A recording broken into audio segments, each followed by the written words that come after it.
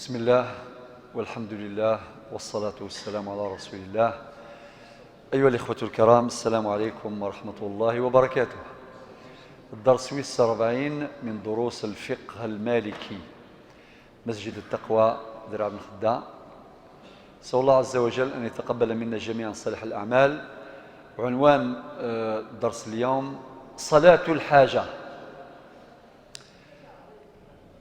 من معاني الصلاة الدعاء، من معاني الصلاة استعانة العاجز بالقوي، الفقير بالغني. من معاني الصلاة دوام الصلة بين الإنسان وربه، اسم الصلاة. ربنا دي القرآن في سورة البقرة الآية 110: أقيموا الصلاة، أمرنا بإقامتها بكامل أركانها وشروطها. وتظلث ذنتاث جعل ربي الصلة يرغ أكد ربي سبحانه عز وجل. والحمد لله فرضت أماكن زرام في رحلة المعراج الخالدة. سبحان الذي أسرى بعبده ليل المسجد الحرام إلى المسجد الأقصى. زرام رحلة الإسراء رحلة أرضية من المسجد الحرام إلى بيت المقدس. بعدين جاءت الرحلة السماوية، منطلقها من بيت المقدس بفلسطين إلى السماوات العلى إلى سدرة المنتهى. هذه الذي فرض ربي سبحانه هذه الصلاة لعلو شأنها، باش غادي يفقنا ربي سبحانه بتظل الساعة نزال الساعة القمة ثم قرات. والصلوات كثيرة والحمد لله. الصلوات كثيرة، شحال نهضر ديال الفقه في الصلوات المكتوبات إلى آخره، وبعدين نهضر في صلاة قيام الليل آخر صلاة تصلي يعني المسجد فلاس درسني عدان صلاة الاستخارة الساقي، صلاة الحاجة. ربي يدير القرآن الكريم في سورة النساء الآية 28: يريد الله أن يخفف عنكم وخلق الإنسان ضعيفا. صافي العبد الضعيف، العبد الضعيف يحوج دائما إلى الله عز وجل القوي. يناد في سورة غافر أيضا الآية 60: وقال ربكم ادعوني أستجب لكم. ربي يفكد الوعد. يناد ذعثية كنت قبلخ: وقال ربكم ادعوني أستجب لكم. أسندعو أغدي قبل وعد الله. ثقي يكذ المقدمة باش اديني غاية مثلا نحوجك ربي سبحانه عز وجل. لذلك الدعاء هو العبادة. الدعاء هو العبادة. أكيد النبي عليه الصلاة والسلام نغمخ العبادة في رواية، لكن الحديث الأصح هو هذا: الدعاء هو العبادة. وربي سبحانه يحب الإلحاح في الدعاء، الملحين في الدعاء. يعني ربي يحمل وين يثي السثور نطاس. لذلك اقتضت الحكمة النبي صلى الله عليه وسلم باش أغي السلمذ الأدعية في جميع الأحوال وفي جميع الظروف. يصحفظها ولاش حاجة نسعر الدعاء أين تبغي. دخول المسجد عنده دعاء، الخروج من المسجد عنده دعاء، الخروج من البيت عنده دعاء، الخروج إلى السفر عنده دعاء، السفر، العودة من السفر إلى الدعاء، عند نزول المطر إلى الدعاء، كث الأهواء إلى الدعاء، ضاضو إلى الدعاء، الرعد إلى الدعاء، النوم يضص إلى الدعاء، بدن كرس يضص استيقاظ من النوم إلى الدعاء، رؤية نعمة سوال ضيون في كيس ربي نعمة إلا الدعاء، أسوال ضيون يعني ضراس مبتلى إلا الدعاء. في كيد حالة ما نديروش الدعاء. الدعاء هو العبادة. لذلك العلماء أن الدعاء هو أيسر العبادات، لأنه هو من الذكر، والذكر أيسر العبادات. يعني ورث حواج الوضوء، ورث حواج يفدي هيئة من الهيئات. الإنسان يذكر الله ويدعو الله عز وجل على كل حال، في كل حال. وفي ذي الصلاة ينادي النبي عليه الصلاة والسلام وهو يرشدنا إلى الأوقات الشريفة التي فيها يستجاب الدعاء. إنايك عند الصلاة ما يظل بنادم ذي السجود، ينادي في الحديث أقرب ما يكون العبد إلى ربه وهو ساجد. من المري اللي بنادم يقرب ربي سبحانه ما إلا ذي السجود، قمة الخضوع لله سبحانه وتعالى. الإنسان يدعو أقرب ما يكون العبد إلى ربه وهو ساجد، هذا يدعو ربي سبحانه ذي السجود، هذا يدعو كني يبغى سويني يبغى عقب الصلوات مثل في التظلف من سيدنا معاذ بن جبل: يا معاذ والله إني لا أحبك إني لا تنسى وتسير دبر كل صلاة. مثل فوق التظلف الدنيا: اللهم أعني على ذكرك وشكرك وحسن عبادتك. كان جوامع الكلم: ربي عوني باش كذكره، باش خاطر ما كذكره يعني نطلب العون من الله لنذكره. يا أيها الذين آمنوا اذكروا الله ذكرا كثيرا. بعد وسبحوه بكرة وأصيلا. يناد ربي عوني باش كذكره، باش شكره، أي غير باش الإنسان يكون من الشاكرين. خاطر ربي وقليل من عبادي الشكور. ما ليس الزهر بنادم أذيليس الشاكرين وقليل من عبادي الشكور. يناد لي النظام: وسيجزي الله الشاكرين. وين شكرنا ربي في جازي. من بعد وحسن عبادتك، وباشك عبدا يعني العبادة الحسنة.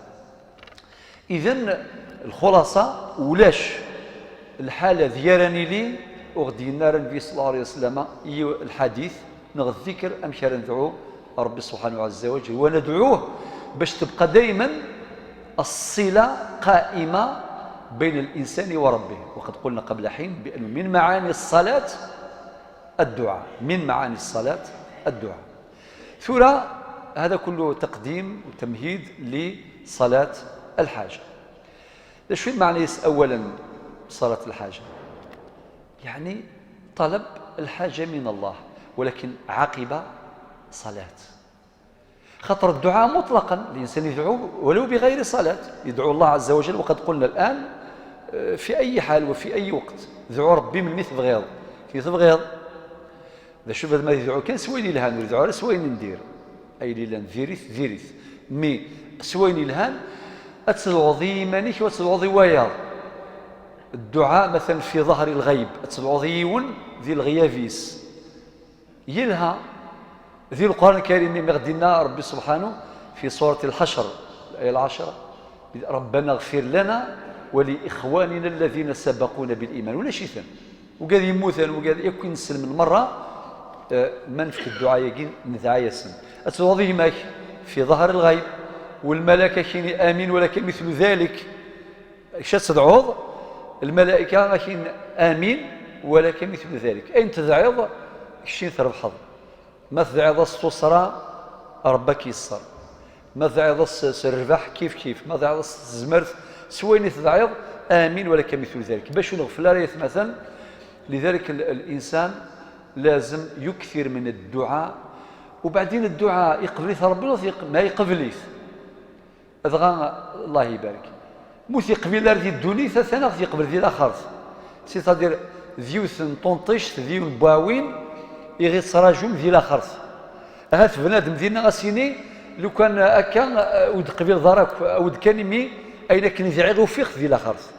خاطر ربي يفكد الوعد والوعد ينس سيدت ذي الحق ويناد إن الله لا يخلف الميعاد. إذن شو المعنى صلاة الحاجة؟ طلب الحاجة من الله تعالى ولكن عقب صلاة ميزول بعد مركعتين من بعد في وقت تحل فيها أو فيه النافلة هذه الصلاة ركعتين ذي الوقت تحل فيها النافلة من بعد يدعو ربي سبحانه عز وجل ويطلب حاجته ولا شو مسارة هنا حاجة عند الله، حاجات عند الله. لذلك نكثر من طلب هذه الحاجات من الله سبحانه وتعالى. حكمها والاستحباب، حكمها مستحبة لزاب المركاتين من بعد دعاء ربي سبحانه عز وجل. وذاقي أما لأمر خاص لأمر عام أتدعو ضيمانيك غير الأمة، ماشي كان إيمانيك وشلتك أحبابك جيرانك وراويك دوكاليك الأمة يثدرتك إلى آخره بلا حدود. إما ذا يكون الأمر إلا يجري فسنا ربي، الأمر تبغض ربك دي السخريون وهو مخلوق سيدي السخر ربي سبحانه. تفاص خمضيس مشروع تجاري سيدي ربي السخري ديال الفاني خمضيس مشروع تجاري عادي، لأنه ربي سبحانه ذعو الحاجة السائغ مادام في دائرة المباح في دائرة الحلال أدعو الله عز وجل. إن أدعو قال ربكم ادعوني أستجيب لكم. يرني صفرحا غير دينا قربا وإذا سألك عبادي عني فإني قريب أجيب دعوة الداعي إذا دعان. الآن مقاصدها وحكمتها، حكمة هذه الصلاة، صلاة الحاجة سال حكم كثيرة، منها الاستعانة بالله عز وجل، التدريب على الاستعانة بالله. الإنسان يتدرب باستمرار باللي يستعين بالله. نكون قارئين سورة الفاتحة إياك نعبد وإياك نستعين، الذين يستعينون بالله أكثر من الذين يعبدونه، صح؟ إياك نعبد وإياك نستعين، وقاذي السثور ربي أكثر بقى عبدا ولا مذانا أثي السثر بلا ما يعبديث. لذلك من الأدب أن نخدم شو غدينا بعد السثر. إياك نعبد بعد وإياك نستعين. واش تفضيون ما يصلي ما يصوم ما يدير والو كي يحصل نغار ربي سلكني نغار ربي كيف هنا تقول يا ربي ولهيه وكيف مليح كي تعبد ربي وزيد تطلبه كي يشبح الحال يعني. إياك نعبد وإياك نستعين.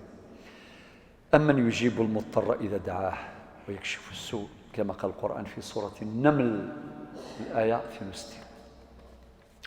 إلا ذا الحكمة النظام إظهار الافتقار والذل والخضوع لله باش يقيم دائما الإنسان هذه السين مكانيس دائما يظهر هذا الافتقار لله سبحانه وتعالى. وربي سبحانه مرسيون سياسيون الانكسار الافتقار بهذا الخضوع والخنوع لله. ربي سبحانه عز وجل يقبله ويتقبله، لأنه عاجز فيستعين بالقوي، لأنه ضعيف فيستعين بالقوي، لأنه فقير فيستعين بالغني، وهكذا. رابعا وقتها، وقت صلاة الحاجة في كل وقت تحل فيه النافلة من الليل أو النهار، من ليل أو نهار ذكرنا ذكواس الوقت ذي عند النافلة تحل بلاد ما يظل ركعتين أما ذكوزال أما ذكيض ويكررها إلى هذا يكررها. هذه ضبيون الحاجة نحوجك ربي سبحانه وقف الزمرث وقف تجارة وقف ثلويث في لهنا وقف الهداية للدرية سوتو ذي زماكين تعيشين شبي ربك من الله ولا شو تسوق رحاك كلي ولا شو قرحا لكن ماشي تصوض الرويك زيك نربي نربيني مولان يمغاروا انت مغارين الجدود ادفغنا برا في الرعايه الجيران يمغاران الدارث هما كل شيء لا يوسي شبي ربي الانسان ولا شو نسعى الحاجه ذي المجال ذي القرايه ذي التجاره ذي الحاله ذي الله وخص ومن نخص امان فكاد ربي الحمد لله نسال الله المزيد. ولكن نحوج اكثر باش ربي يغيثنا بالهنا بالمطر بالهنا ستلويث ستيجماس ذوكلي الامه ماهيش بخير ايضا خاطر قريش ربي هم يثني الجيران سوالي ماشي يضرون اين تولى ثقه يجي الحول لأنه جالس يتمتثل سي اللاز ويتمتثل الحروب يذمن أرواح تزهق، الأقوياء يتكتلون ويحكمون القبضة على الضعفاء وينتهكون الحرمات ويستولون على المقدرات الشعوب وخدم الحروب. الحال ما تشكرش.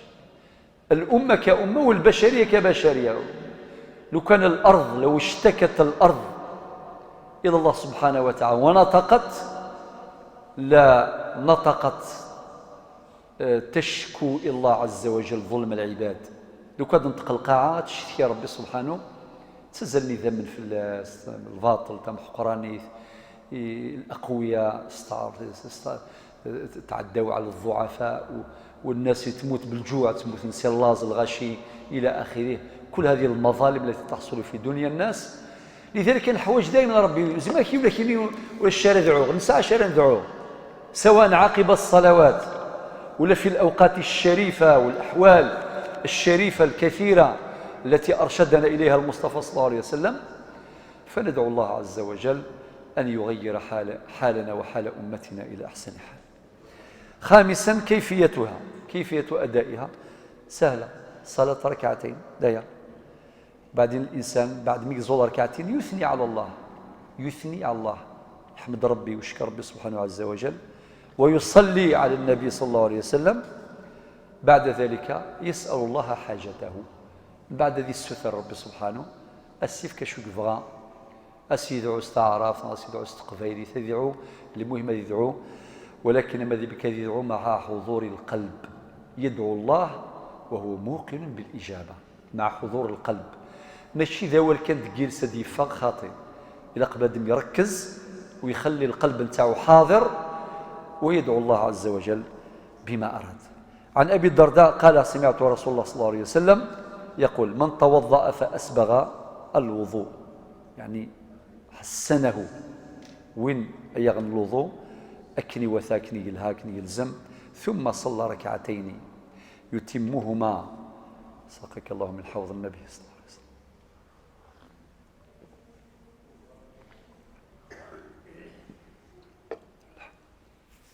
ثم صلى ركعتين يتمهما أعطاه الله ما سأل إن معجلا أو مؤخرا. الحديث صحيح أخرجه الإمام أحمد. ونيصل ركعتين كما يروي أبو الدرداء عن النبي عليه الصلاة والسلام إن تسلي غسينات وين يصل هذه الوضوء من بعد هذه الظل ركعتين يعني بالتمام، يعني بالإتيان بأركانها وشروطها ومندوباتها كما يلزم. وبعدين هذه الستر ربي سبحانه إنك ربي يهدي يقبل، إما غادي يعجل غادي يوخر. خطر الإنسان ما يدعو ربي وإلا قال يفغ العقل سير إلى الآن لا نعجل، ندعو الله معليش حتى وهذا أمر جائز، ولكن نترك الأمر لله. اش تدخل مضل الخذبة جرب هذه 5 شواليس وسقرنا ينقفوا راه، أو كما يفعل بعض الناس يقول لك دعيت بزاف وما جاوبش. هذا لا يليق بمقام الله. ولا قرب بنادم يعني يتعامل مع ربي سبحانه بهذه الطريقة. لا ندري جلس يا ربي سبحانه وقد ذكرنا لكم 3 قواعد ندعو الله، ولكن في الوقت نفسه نؤمن بقضاء الله وقدره. مرحبا ستيك الشر ربي ودائما ربي غادي يفكينك يبغى ماشي ينبغى هكذا. ونزرر الخير ذين اختار ربي سبحانه عز وجل، وقد ذكرنا ذلك في اللقاء السابق في صلاة الاستخارة. أما يفكه ربي عاجل أو آجلة مهد يفكر ربي سبحانه مرحبا ستيك الشر ربي. إلا ذا الحديث النبي عليه الصلاة والسلام من كانت له إلى الله حاجة، يسعى حاجة عند الله أو إلى أحد من بني آدم فليتوضأ فليحسن الوضوء ثم يصلي ركعتين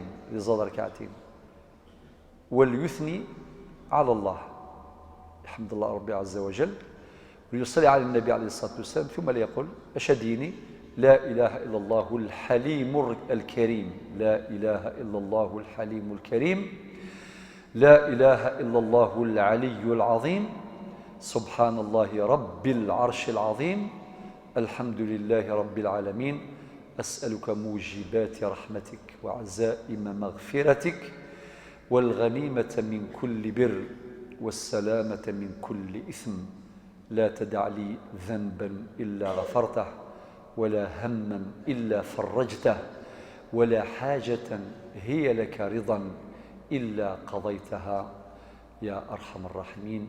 الحديث أخرجه الإمام ابن ماجه والإمام الترمذي. الآن الخاتمة فيه 6 نقاط كخاتمة لهذا الدرس. ثم زواروث طلب الحاجة من الخالق دون سواه.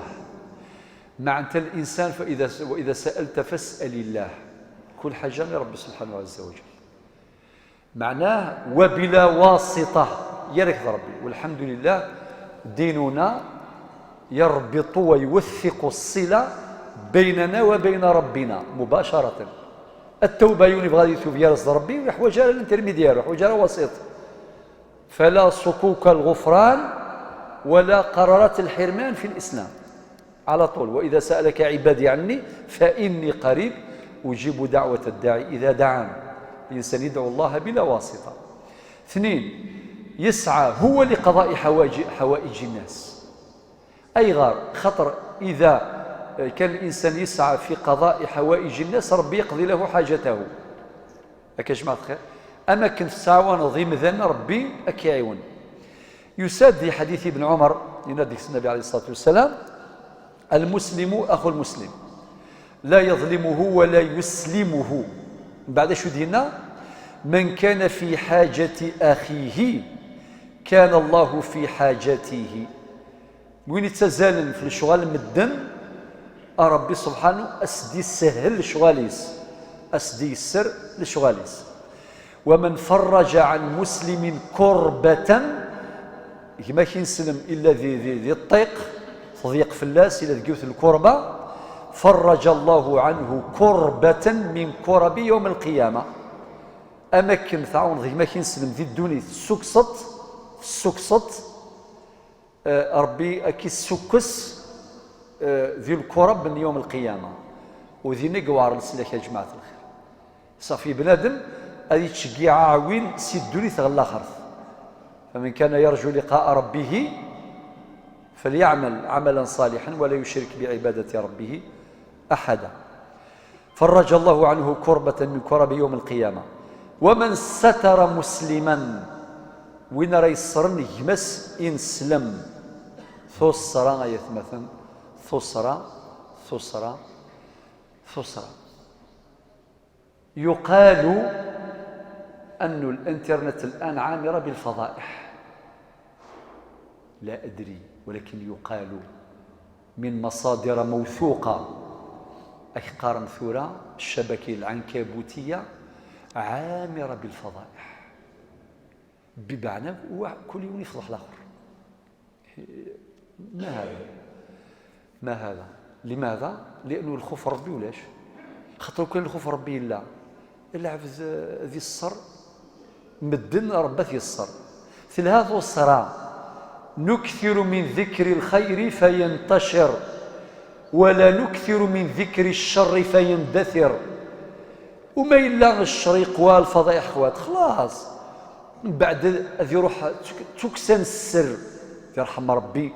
وقال يقارن قبايليث ما يكني وإلا قارن تسيلي تكسن السر ما يتوكسير يمذان شو دي قران تكسن السر ذيريت إذ قبايل قارنا كن يفكر ربي السر ذلي سر أو كن يفكر ربي ثم عيش ذلي سر ثلاثا السر قل كان السر